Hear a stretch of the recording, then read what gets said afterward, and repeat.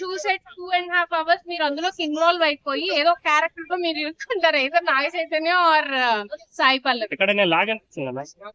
లేదండి, లాగ్ అయితే ఏం లేదు, మేబీ ఒక ఫ్యూ మినిట్స్ అటు ఇటు ఉంటదేమో గానీ, బట్ ఓవరాల్ గా మీరు తిరిగి వచ్చేటప్పుడు ఆ టికెట్ మీరు ఏదైతే ప్రైస్ పెట్టారో దాన్ని హ్యాపీగా ఎంజాయ్ చేసి మేడం బుజ్జితల్లి సాంగ్ థియేటర్ ఎక్స్పీరియన్స్ ఎలా ఉంది?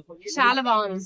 యా, అదొక్క ఆర్ఆర్ వల్లే సినిమా అసలు ఇంకా నెక్స్ట్ లెవెల్ కి వెళ్ళిపోయింది. అన్ని ప్లస్ యాక్చువల్లీ నాగ చైతన్య కూడా ఇప్పటి వరకు మనకి ఈ స్టైల్లో మనం చూసి ఉండము. ఇంతకు ముందు చాలా మూవీస్ చూసాం గానీ ఇది నెక్స్ట్ లెవెల్.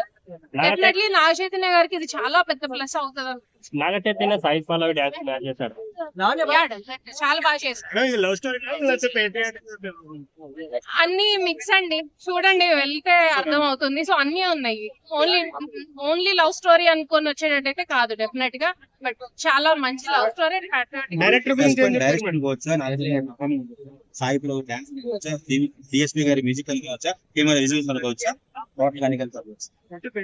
అన్ని కలిస్తేనే బ్లాక్ బస్టర్ అవుతుంది. అన్ని కలిస్తేనే మనం హ్యాపీగా బయటకు వస్తాం. లేదంటే అది ఒక స్టోరీ ఎవరో రాశారు, ఓకే స్టోరీ చూసామన్నట్టు అనిపిస్తుంది. బట్ ఎక్కడ స్టోరీ చూసామనిపించకుండా నాగ చైతన్య సాయి పల్లవి మ్యూజిక్ ఈ మూడిటి కోసం వచ్చేసేయచ్చండి.